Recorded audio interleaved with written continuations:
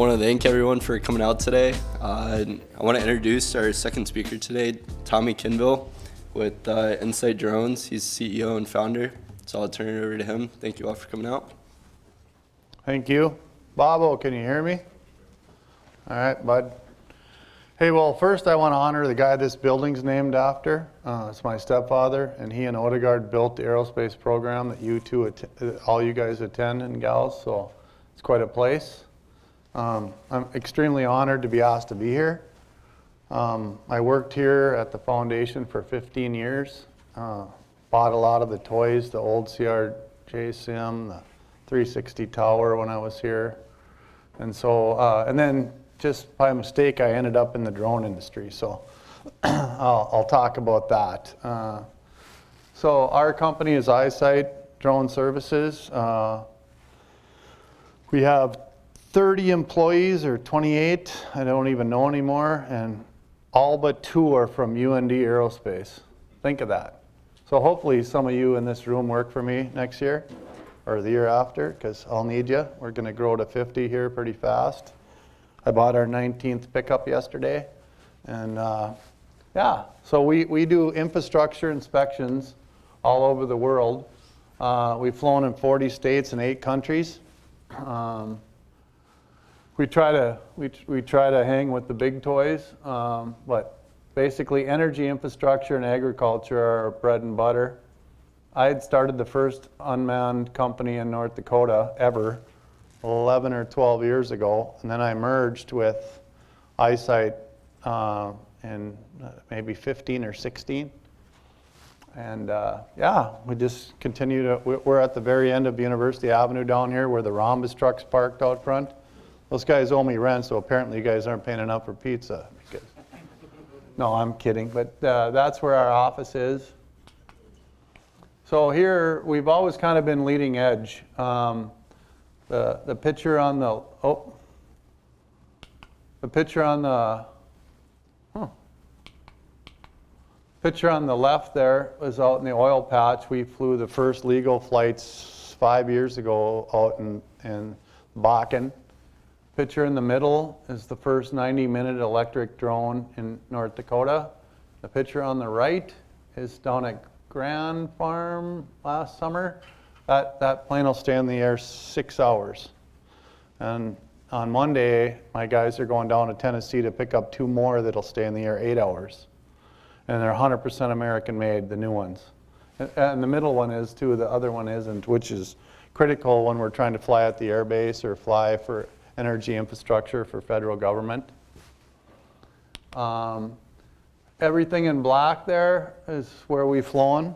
So, and we operate everything out of here in Fargo, Watford City, and Minneapolis. Wind, solar, oil pipelines, power lines.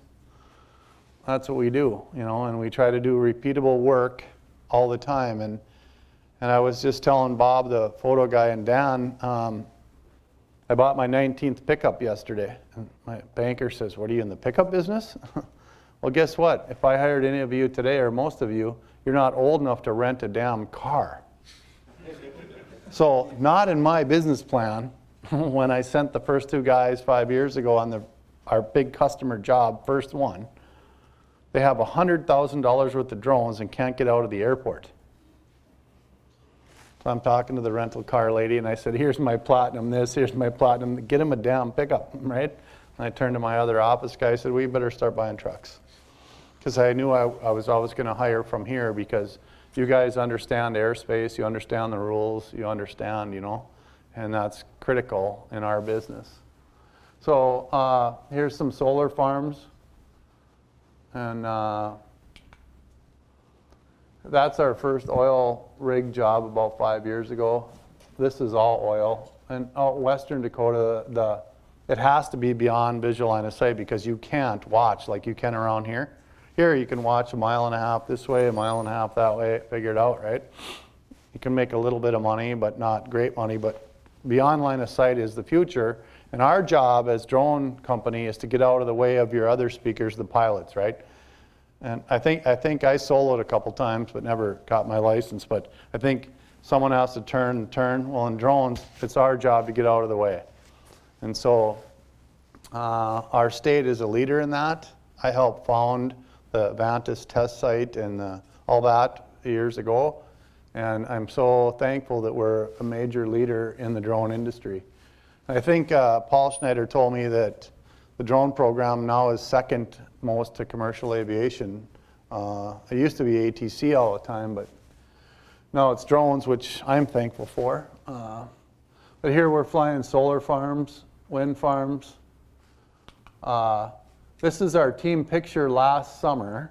We have 2 mandatory safety meetings a year at our company, and it's mainly to make sure all the employees get to meet the other employees. Because we're growing so fast. So we started with, I guess, me, and now we're up to 30, and there's about maybe 20 in here, and there's 8 or 10 pickups, and now we have 15 or 18, you know. But we bring everything with us and go, and probably good for you guys was COVID, because I'm old school like Dan, and 8 to 5, you're here, man. Well, now we have a hybrid workplace, and guys report in what they're getting done, and I'm apparently getting along with it. We even hired a kid that had to have his cat the other day. I'm like, really? He says, yeah, I'll come to work for you if I can bring my cat. I'm like, really? But he's one of our best, right? And even old people like me have to adjust. And young people like you have to adjust too. It's a two-way street. But I'm so proud, like I told Dan earlier, to keep young, talented tech people in North Dakota.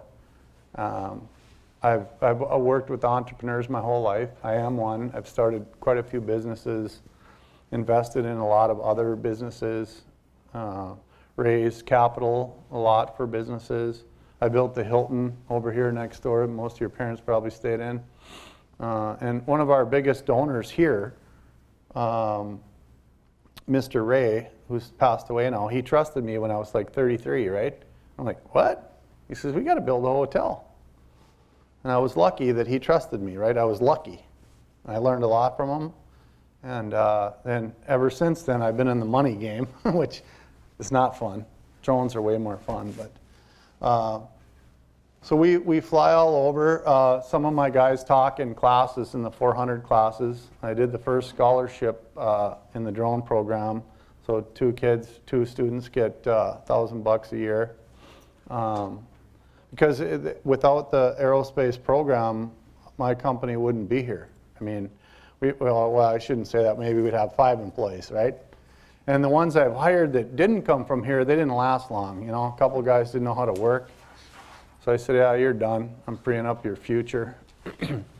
But the locals that come from this school usually are from somewhere in the Midwest, you know, and they get it. And I'm super proud. So our goal as a company is probably to grow to about 50 employees.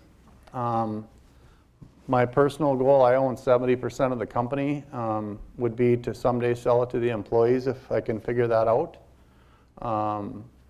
Because they built it, right? And they're the ones out there working. I find a few sales and do a few things, but they're out there hustling every day. And you know, my biggest advice to this room would be, you know, to get up and work hard and be honest, and the rest of your life is free, right? But if you're honest and you work hard, you can figure everything out. Right, Dan? But I helped Dan years ago, right? And that's how I do. And if somebody in this room wants to start a drone company, I'd probably help you, you know, even if you competed with us, because it's a big pie, and there's plenty of it to go around, and we all do our own things, and you know, that's kind of how the world works. And we focused on energy mainly because it's repeatable work. I can go take pictures of all of your houses and, you know, real estate, and my guys do that on the weekends. I say, cut me in for half if you're using my pickup and my stuff, right? But they do that, but we don't go for that line of work because it's about less money, less money, less money, and I want to do quarterly or monthly work all the time. And so we've been growing 50% a year, Last year we did, I think, 3.3 million in revenue, very little debt. This year we'll do, the president, I bought a drone company in Fargo and made him president about 6 months later, and I'm whatever title's higher than that, and he's doing awesome, and I said, hey, keep going, but I don't want 100 employees, I don't want 200 employees, I want to be rock stars at 50 and be the go-to company for X, Y, and Z. So we do all 4 verticals in energy. We do ag, and ag 5 years ago we flew hundreds of thousands of acres, but the software wasn't there to process the data. Now we can process ag data in 12 hours. So that's quick enough for a farmer to make an input decision. So we're getting back in that. And then we have LiDAR and thermal and NDVI and all the fancy names. We own all the cameras. And that's the hardest part of our business, is keeping up with the technology, because every 6 months somebody comes out with something new, better, smaller, and more expensive, right? Or less, So vetting our equipment on the drone side is really important, because I probably bought 3 or 4 drones that were the first ofs, and the company raised equity but didn't make it. Guess what? You can't get parts, right? So now I got a wall hanger or a ceiling hanger of a plane, and it's pretty expensive to hang that kind of art, right? But America is leading in this. North Dakota is the leader. I mean, you guys have probably all heard about Vantis and the test site, and I was heavily involved in starting that, and I'm really thankful our whole state got behind it. And that UND has this program. So how many of you in here are in the drone program? Pretty good. How many are commercial aviation? That's too bad. No. No, how many of you have had Kim as a teacher? Kim Kenville. Ooh, you guys are daring. When she got named as a teacher, I said, hey, raise my grade point, will you? And she said, you will earn it. But anyway, I hate to be kind of short today, but I do really want to have a lot of questions. I have to go introduce the mayor of East Grand Forks at a luncheon today, and I tried to swap my time frame, but we fly all over. We've actually flown a lot offshore in the North Sea. COVID kind of nipped that a couple years ago, but we're going to go back overseas. So our guys are out in big ships flying drones to look at wind blades. Next week we're starting to train the VA for veterans. They own a ton of hospitals, and who would have thought they need drone service, but they have patients that run away. And then they also need inspect their facilities. So we're going to do the 107 training, because I don't know how many of my guys are CFIs or double Is. We own a Mooney, so that's kind of like our country club membership for the boys. I get a ride once in a while, but we used to own 2 of them, and they like it because they are, truthfully, a drone pilot is a real pilot to me, but the boys like the real planes. And so we have one, and we've done some imagery with that, but there's a lot of FAA rules around that, so not too much. But we used to chase the drones to 18,000 feet out at Grand Sky. That's why I bought the airplanes, and then I used to buy a bunch when I worked here. But so I think to summarize, we have the best of both worlds. You have a small company, you got to put up with a guy like me, which most of the guys seem to like, or we get along fine, and they make really good money for being right out of college, and they get to see the country on my dime. And how their day works is at sunup they get ready, and they go fly wind blades or power lines or oil pipelines. And then if it's windy, snowing, or raining, that is their day off, but they don't know which day that is. But thankfully, they learn a little bit about weather at this school, so and it works, right? But they're going to small towns, you know, but they get to see the whole country. And again, I'm so appreciative of this program, And hopefully somebody in the drone program gets our scholarship next year. I think the first time it's offered is next fall, I think. But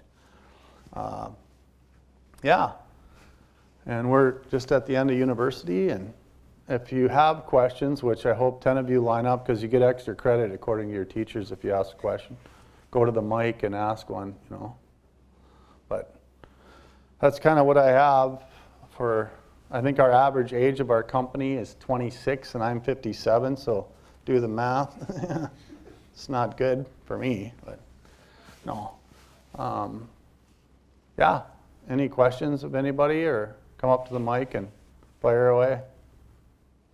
Got to go to the mic, young lady. Get extra credit though.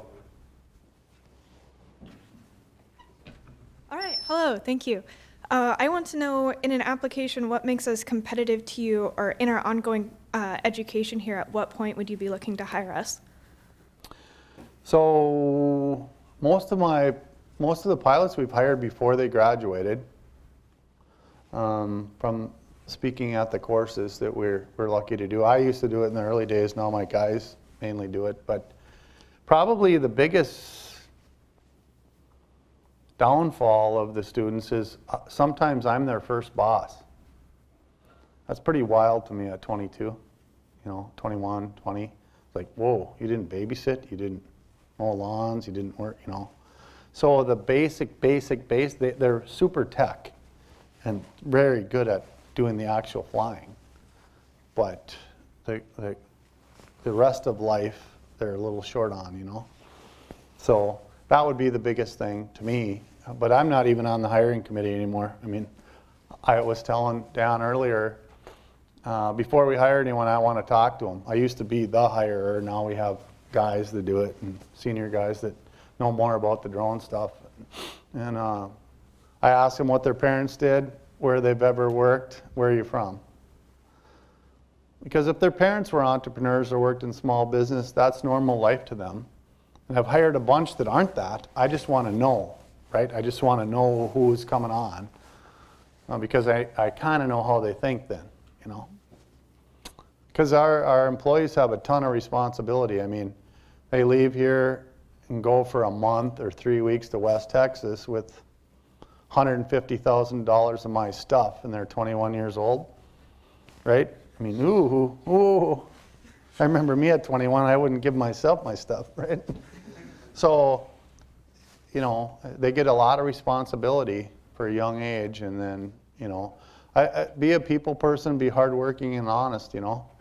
I mean, I've always been a sales guy or a business developer, and under promise and over deliver, you know. I have had a couple people show up that they own their own airplanes. I'm like, whoa. Well, it's been good on one of the guys, right? You know, because we've used it, we've done deals with them. Early on, I even did deals with Dan on airplanes. You know, you got to be flexible in a small business, and so that would be the biggest for the young students is, hey, it's not like here's the text and do 1, 2, 3. It's like 1, 6, 4, 3, 1, go, right? And make mistakes happen. I mean, I've made 1,000 in my life, but don't be afraid of mistakes. Just go do something, right? And I've been really fortunate with our employees that after a few weeks of indoctrination, they get, hey, tell me when you wreck something immediately. I need bad news early. Good news I can read about in the paper. But bad news, crashed a truck. We had a truck stolen about 6 months ago. The rookie kid calls me, Tom, this is Hunter. I'm like, yeah. Hey, I lost the truck. I'm like, what? Well, they did what they're supposed to. They went and warmed it up. Two of our guys were at the same hotel. He asked the other guy, hey, did you move the truck? No. And they have to bring the drones in because they're very expensive. So they have to bring them in their room. So he started the truck, went to get the drone, came back, truck gone. Got it a day later, the tonneau cover, the generator, his Carhartt jacket, and his Ray-Bans were gone. And so $5,000 later, I got it towed and got the fancy new keys made. Still on the road today, right? But he reported immediately, not freak out. Stuff happens, you know. And old guys like me have had it all happen already. So call quickly because we can maybe fix something, right? But instead of keeping it, I don't want to get in trouble.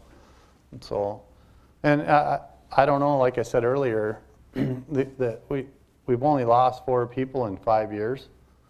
And they work hard, but they get paid well because they earn it, you know, and that's, and we do profit sharing at 4th of July and at Christmas. And that's our deal. And, you know, they don't make too much money, but they make pretty good money for 20-somethings, I think. So, Thank yeah, you, sir. thanks for the question. Who else? Yes, sir.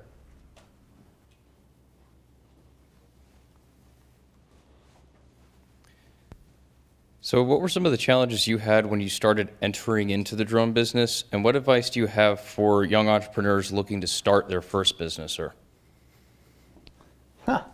Well, the biggest first hurdle was we couldn't fly, but I already started the business.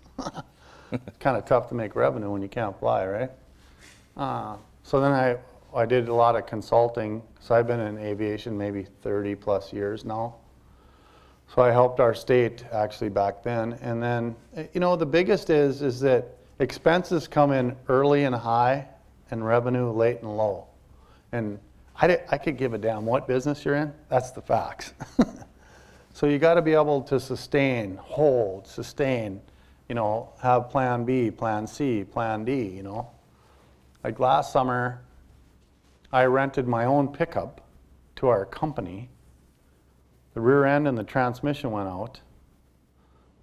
And I was lucky I could borrow my girlfriend's spare car or whatever, but I did it to save the company money. Then it ended up costing me a lot of money. But it was, I don't regret it because I didn't want to buy more trucks then, right? Because of cash flow. And, you know, I think there's 2 places you guys are all going to work, at a big company or a small company. And I was lucky to work here with 300 or 400 employees back when I worked here. And I was vice president of the foundation. And so I learned a lot about systems and structure and that. And so a small company like mine has to have some of that. Like I tell the guys, you just plagiarize everything UND did, checklist, safety. You have a safety op because you guys have been in purgatory on flying, right? I mean, it's tough, but you're good. But you still have more to learn, but you're good.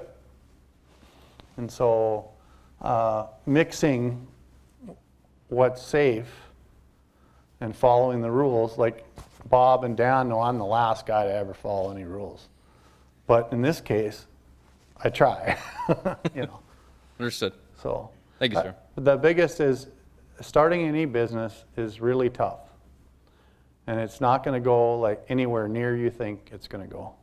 But hang in there because it's great, you know, I think. But it takes, my biggest complaint is I have to pay my own health insurance. $900 a month and I don't go to the damn doctor, right? I mean, come on. But that's my biggest complaint. Because I used to have it paid for here, right, or whatever. But yeah, I would encourage anyone that has an idea to start any company, drone company, any other. I remember when Don was full-time teacher here and he came with this idea about air ambulance.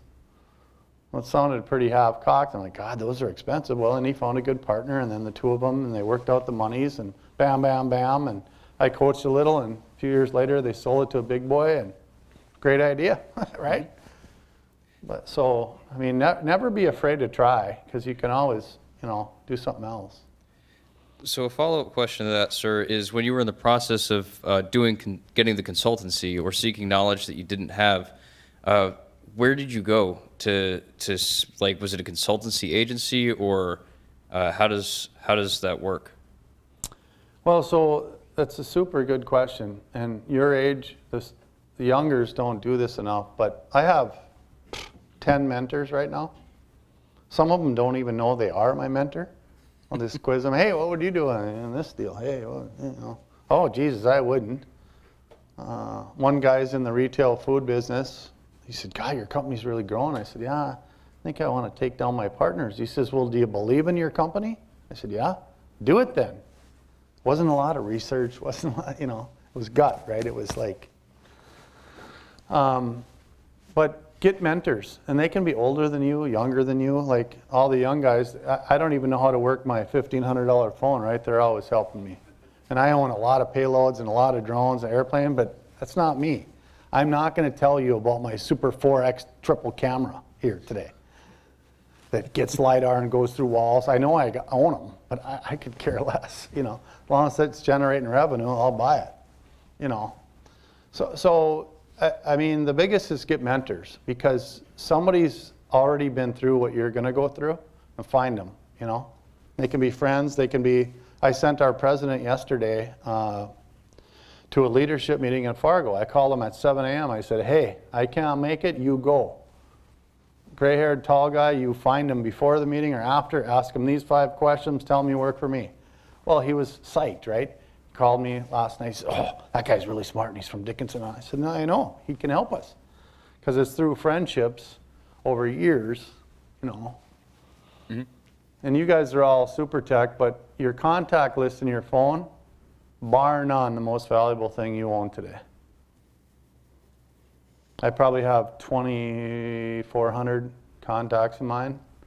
Probably should clean up a few, but I might even call Dan someday about a plane deal. I did, actually, when we were early on. I very much appreciate your business. Yeah, so, I mean, a faculty guy, I'm like, that guy, and then one of the kids said, well, Dan owns a plane. Well, really? Oh, shit. Hey, Dan, rented it to us, help us get to the next gate. We bought planes, you know. So your contact list is so valuable. It could be your old babysitter, it could be a banker, it could be a roommate.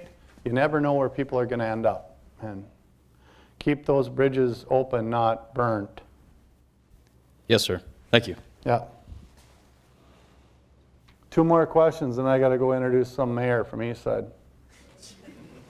Mayor Gander, Dr. Gander. Yes, sir. Hi. So when it comes to the Vantis Project, can you just like kind of describe like how like you guys work with it? And I know like other companies like Northern Plains UAS Test Site, they work on it too. Do you guys work with those companies, or how does that work?